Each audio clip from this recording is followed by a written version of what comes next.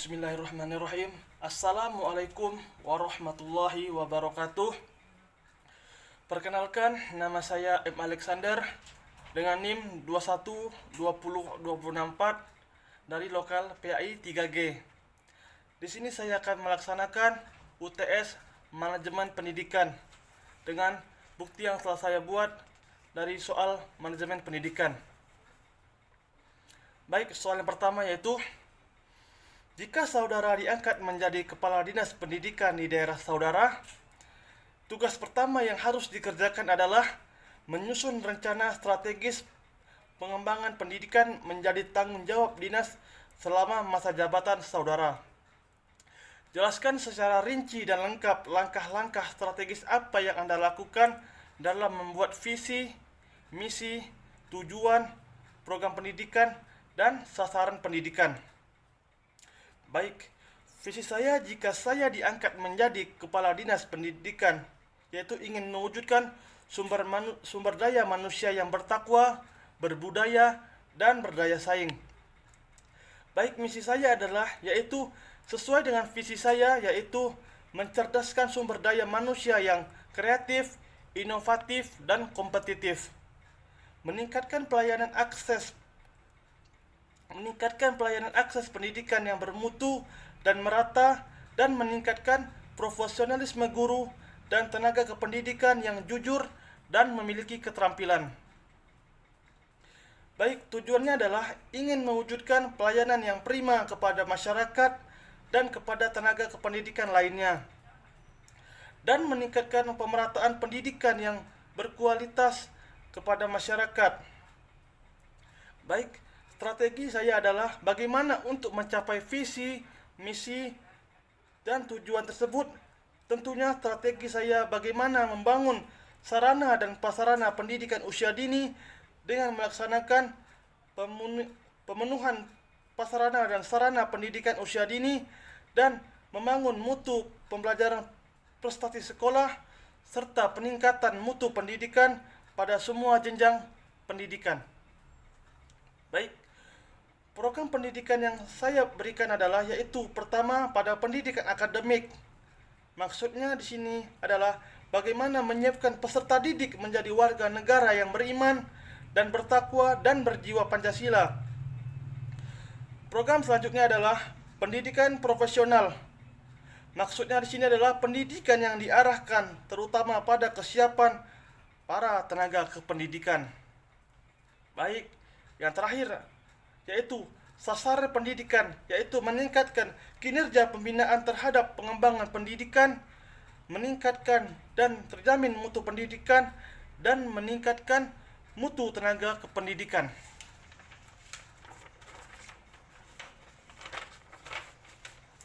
Baik, adapun soal yang kedua yaitu, selanjutnya pendidikan bertugas untuk menyiapkan peserta didik agar dapat mencapai peradaban yang maju melalui perwujudan suasana belajar yang kondusif, akutivitas pembelajaran semakin menarik dan menyenangkan, sehingga proses pendidikan menjadi lebih aktif dan kreatif.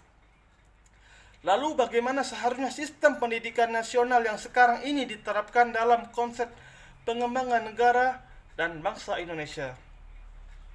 Baik, menurut saya pendidikan nasional saat ini belum sepenuhnya terlaksanakan di Indonesia. Seharusnya sistem pendidikan nasional saat ini harus memperhatikan fungsi dan tujuan pendidikan nasional yang terdapat dalam pasal 3 Undang-Undang Nomor 20 Tahun 2003, yaitu yang berbunyi, pendidikan nasional berfungsi mengembangkan kemampuan dan membentuk watak serta peradaban bangsa yang bermartabat dalam rangka mencerdaskan kehidupan bangsa, bertujuan untuk berkembangan potensi peserta didik agar menjadi manusia yang beriman dan bertakwa kepada Tuhan Yang Maha Esa, berakhlak mulia, sehat, berilmu, cakap, kreatif, mandiri, dan menjadi warga yang demokratis serta bertanggung jawab. Maka kalau itu semua sudah diterapkan, maka pengembangan negara dan bangsa Indonesia ini dapat diwujudkan sebagaimana mestinya.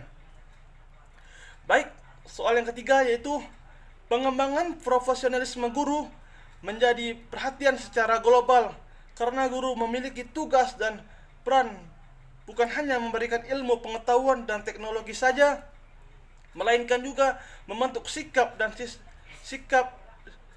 siswa yang mampu bertahan dalam era hiperkompetisi. Tugas guru adalah membantu peserta didik agar mampu beradaptasi terhadap tantangan kehidupan.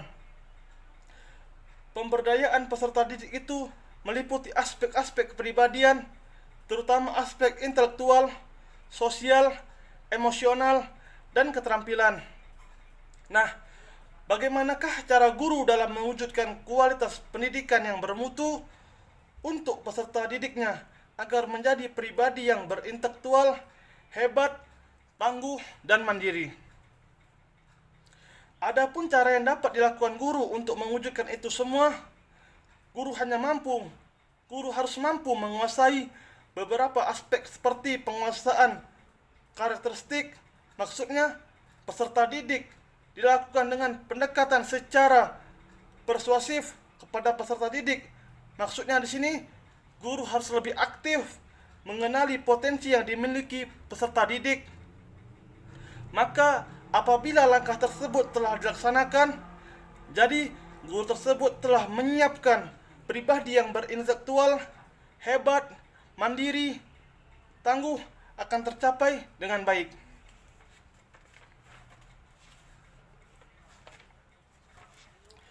Baik, selanjutnya soal yang keempat, yaitu peranan perguruan tinggi sangat signifikan sebagai penggerak dalam meningkatkan sumber daya manusia. Karena perguruan tinggi bertujuan untuk mempersiapkan peserta didik dalam memasuki dunia kerja dan karir, mempersiapkan peserta didik untuk dapat berinteraksi dan hidup dengan baik dalam masyarakat. Sistem pendidikannya memudahkan peserta didik menuntut pendidikan sesuai dengan bakat, minat, dan tujuannya.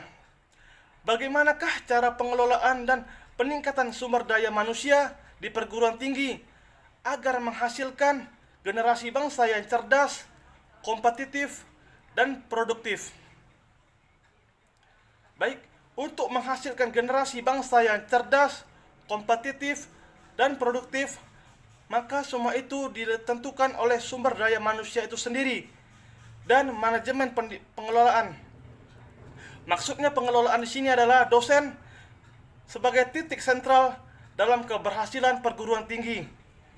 Di samping staf administratif dan lembaga-lembaga kemahasiswaan, maka apabila keduanya sejalan dengan sinkron, maka perguruan tinggi akan melahirkan generasi yang cerdas, kompetitif, produktif, dan bisa bersaing dengan negara lain.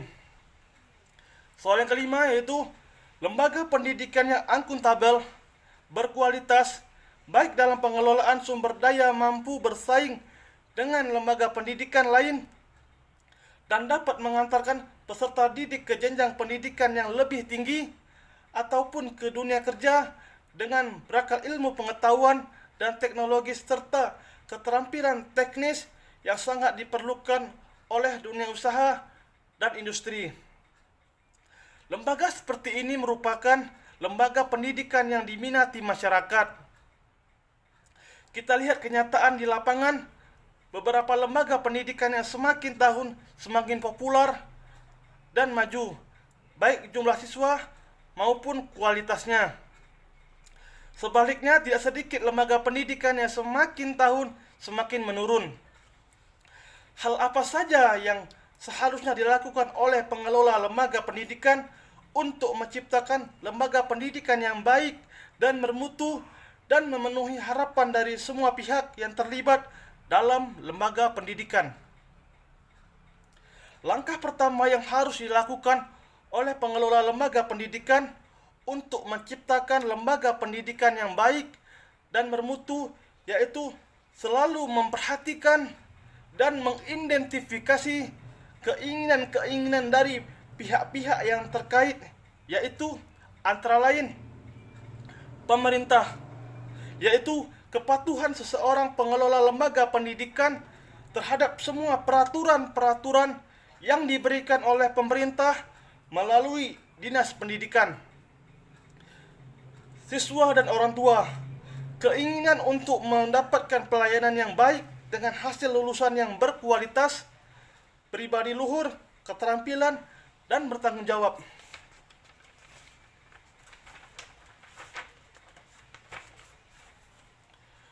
Komunitas memerlukan lingkungan kerja yang sejuk, nyaman, kondusif untuk pengembangan diri.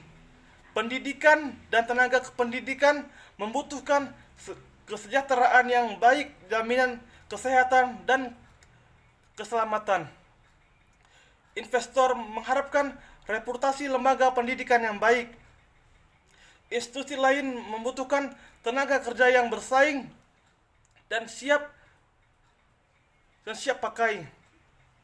Selain hal-hal tersebut, untuk mengelola lembaga pendidikan diperlukan sistem manajemen yang baik dan dapat dipertanggungjawabkan. Salah satu sistem manajemen yang tepat untuk lingkungan pendidikan adalah sistem manajemen mutu, yang merupakan salah satu sistem manajemen yang dapat digunakan untuk mengelola suatu organisasi, lembaga pendidikan dalam mencakupi suatu tujuan atau sasaran. Baik, soal yang terakhir yaitu soal yang keenam.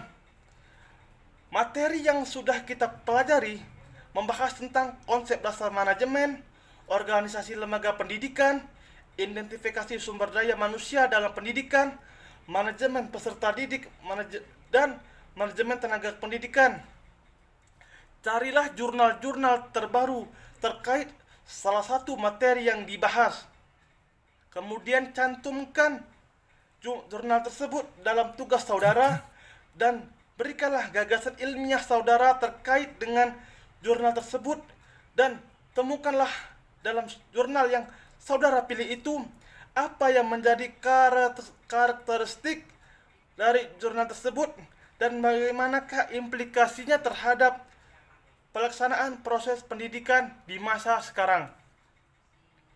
Baik, saya mendapatkan jurnal dari jurnal Serunal Administrasi Pendidikan Vol 62 Juni 2018.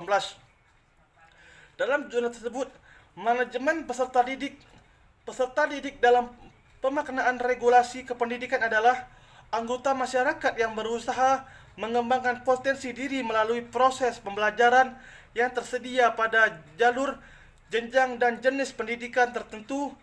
Manajemen peserta didik merupakan bagian penting yang harus diperhatikan dalam penyelenggaraan kegiatan pendidikan di sekolah.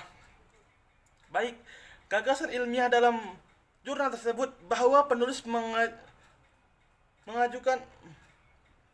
mengadakan manajemen peserta didik mengatakan manajemen peserta didik dapat dirumuskan sebagai penataan dan pengaturan terhadap kegiatan yang berkualitas dengan peserta didik melalui masuk sampai keluarnya peserta didik tersebut dari suatu lembaga pendidikan sekolah. Yang menjadi karakteristik dalam jurnal tersebut bahwa manajemen dalam ilmu pengetahuan dan seni untuk mengatur, mengordinasikan dengan cara memanfaatkan orang lain untuk mencapai suatu tujuan tertentu. Dan implikasinya terhadap pelaksanaan proses pendidikan di masa sekarang, penyelenggaraan sekolah yang bermutu perlu didukung oleh ketersediaan layanan kepada peserta didik yang layak dan memadai dalam kuantitas maupun kualitasnya. Baik, mungkin ini dapat saya sampaikan untuk mata kuliah UTS Manajemen Kependidikan. Terlebih dan kurangnya saya mohon maaf. Billahi taufiq wal hidayah. Assalamualaikum warahmatullahi wabarakatuh.